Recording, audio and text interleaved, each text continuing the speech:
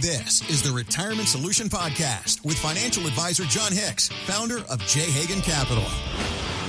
We're going to rip off the Band-Aid. We're just going to throw, I don't even know what the word, caution to the wind, the expression is, and just talk about how your 401k could be ripping you off. Ooh, them's fighting words. It's a reality, though. And I think that for a lot of people, it's like, well, how do I even find out? For one 401k, I mean, I don't have to tell you, John, you've seen the statements. They come in, they've got 10 pages at the back of legalese with all the different combinations of pie charts. Nobody can read those except for you. That's why you're here. Thank you very much. Financial advisor Jon Hicks, founder of Hagan Capital. Visit us at retirementsolutionshow.com if you have questions. So many of us do. This is a fun stat. The Pew Research Center released some information, and they were talking about how 1/3 of Americans consult astrologers and tarot card readers regularly. Once a year, that is, I should say. And then a MarketWatch.com story talked about how many are using those services to make financial decisions. Madam Cleo, did you never think that she was the big deal? Come on, people, come look at me. Come talk to Madam Cleo. Here's the sad truth. I think that a lot of those tarot card readers are about as good as most stock pickers most of the time. Ain't that the truth? It's sad but true. And of course, you can go back through all the research and find out where chimpanzees with darts were able to throw darts at a board that had stocks on it and outperform active fund managers during the 80s. It's a real During thing. the roaring 80s when things were going crazy, right? Yep. All right. But it's just how it goes. So when it comes to our 401ks, though, listen, a 401k is a great tool, but every pro has a con. So let's talk about that, because when it comes to our 401ks, we don't have the investment options that we would in a regular Fidelity account, Charles Schwab account. But there was a 10-year study done. Yep. They looked at over 58,000 401k plans and Which found is a lot, that's right? a lot. They found that many are guilty of underperformance and excessive fees. One plan in particular for a big national airline, they hold more than $2 billion in assets, underperformed by 25%, and charged 64 times more in fees than a comparable benchmark. 64 times the amount of fees is a comparable benchmark. See, I want to unpack this article because I think that this report came out. It was a little bit eye-opening. So number one, I'm always looking. How many did they audit, right? Not 30 plans, not 400 plans. They audited over 58,000 401k plans. So that's the first thing I want to start with. Are they getting good data? Yeah. You know, is this representative of everything out there, or is it just a bad group of people? But of this, Heather, this is the one that got me. 99% of these funds were more expensive than if you'd gotten a similar type of investment on your own in your own IRA, right? Yep. And that to me is what I've been saying for a long time, because I've seen it. I've seen so many different account statements from IRA companies like Fidelity and Vanguard and Schwab and used to be TD Ameritrade and all these guys. And I've seen so many different 401ks, national companies, local companies, small companies, mom and pop shops. And the amazing thing is that all of the folks that ever come in with 401k statements, they always tell me how low the fees are in those accounts. And I am always amazed when I actually uncover it, when we do like a 401k x-ray, which we do all the time. Yeah. We just want to find out what is really happening behind those curtains of that 401k company. Yeah. And the report found almost identically what we found. 99% are more expensive than if you did it on your own. It's your own IRA, which is what I've been saying for everyone. So number one, before we even get too further, how do we fix that?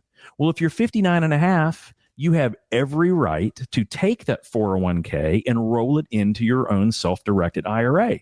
And you can do that at any of the major big custodians, right? So like Schwab or Fidelity or Vanguard, whatever is more important to you. Now, in our firm at Hagan Capital, we prefer to use Charles Schwab because they're the largest independent custodian. And I feel like they do an adequate job, because you can almost get any investment under the sun that you want that's usually going to serve a purpose. But the point is that you can do it cheaper by not having it in the 401k.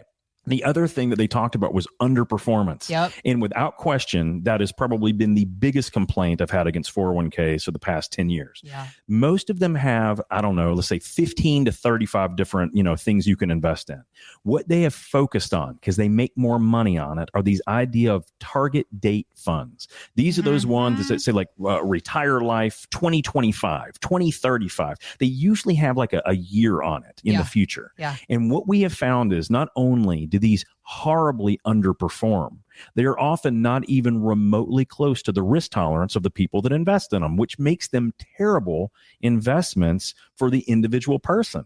Overall, it's easy to say, well, this investment's acceptable. Well, to who? None of the people that are investing in it would think it's acceptable. But unfortunately, the industry has gone that way for more profitability, for less liability, for all of these various reasons. And I think it's a pile of malarkey, to be honest with you. But we don't know any better. We just say, hey, I just want to set it and forget it. I just want to make it easy and just put it in this and be done and get diversification. Well, if that's what you've been looking for, diversification may be all you've gotten, because you've probably underperformed 20 to 50% over the past decade. And that's what almost every study comes out showing. Okay. Target date funds underperform terribly. Now, how do you fix that? Again, if you're over 59 and a half, roll that 401k, and you don't have to leave your job.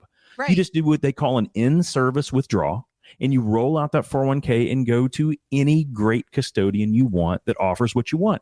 And guys, it's not just the same type of investments. Most of these other big custodians, they offer hedge funds. You could get cryptocurrency. And again, in no way am I suggesting you should get these things, but I'm just saying they offer so much more than 20 to 30 plain vanilla funds out there that frankly you could get cheaper anyway, but they offer any number of things other than individual bank CDs and things like that. Treasury bonds, gold bullion, if you want it, right? So all of those things exist. And I think having that opportunity is a lot better.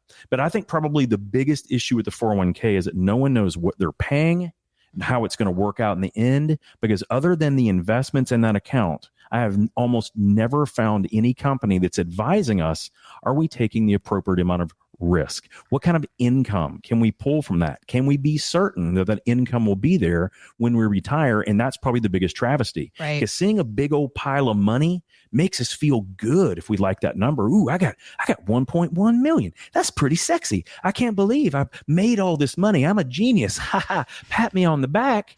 But then we find out that 1.1 million may not even get us close to the retirement that we wanted to envision, right?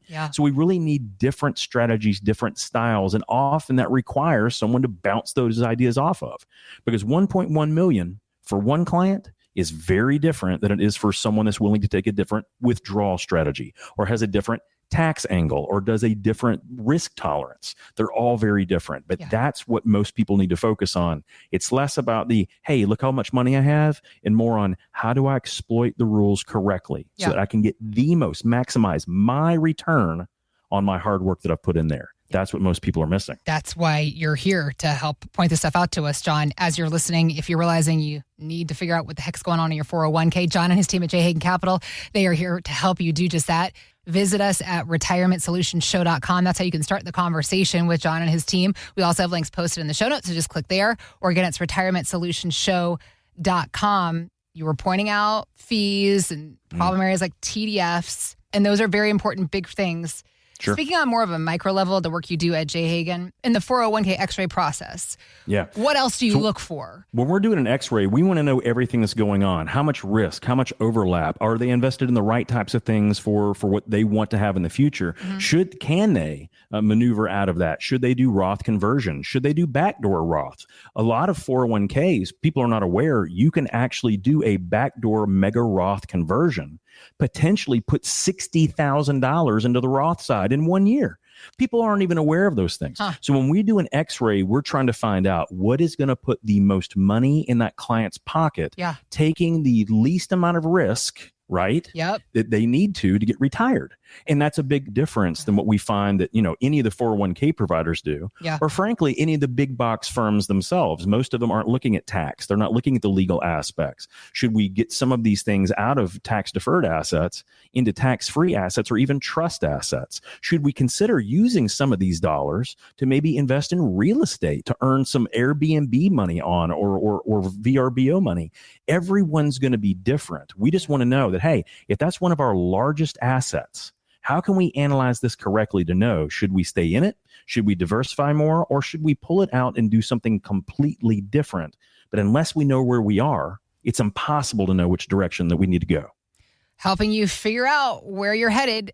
And you just pointed out, Jon, the idea of this big asset and housing and all that. Because for most people, when they get to retirement, besides their house, their 401k is very often their biggest asset. And people are always wondering, hey, John, should I take some of my 401k money out and pay my house off? Yeah. Well, maybe. Let's look at the math. I mean, that's the whole thing. It depends. Are you more freaked out about having to make a monthly mortgage payment? Yeah. Or are you more freaked out if you take $80,000 out? How many years did it take you to get that 80 grand in there? 7 or 8 years? Yeah. Whew. Do we have another 7 or 8 for that to come back? Maybe, maybe not. But everyone's going to be different. And those things are granular. The biggest thing is, what is going to be the best macro solution for what you want to accomplish? Everyone's different. And to your point, though, at 59 and a half, you get so much freedom as far as what your options are. So if you're wondering how to do better with your 401k, what your options are now that you are 59 and a half, and what you can do as far as better moves go for your financial future, let's start that conversation with Jon and his team. RetirementSolutionShow.com is where to do it. We also have links posted in the show notes. Is your 401k ripping you off? Well, let's stop that. Make the lamb stop screaming, Jon. Absolutely, I know. RetirementSolutionRadio.com. Let's begin the conversation. Thanks for listening to the Retirement Solution Podcast with Jon Hicks. Begin the conversation about your savings plan with Jon and the team at J. Hagan Capital by visiting retirementsolutionradio.com. Be sure to listen to Jon's radio show, The Retirement Solution, Saturdays at 8 a.m. and Sundays at 9 a.m. on News Radio 840 WHAS. J. Hagan Capital Incorporated is not licensed in all 50 states. To find out if J. Hagan Capital Incorporated is licensed in your state, please call 502-690-5635. J. Hagan Capital Incorporated is not affiliated with nor endorsed by the Social Security Administration or any other government agency and does not provide legal or tax advice. By contacting us, you may be provided with information about insurance and annuity products offered through J. Hagan Capital, LLC, NPN number 1882794.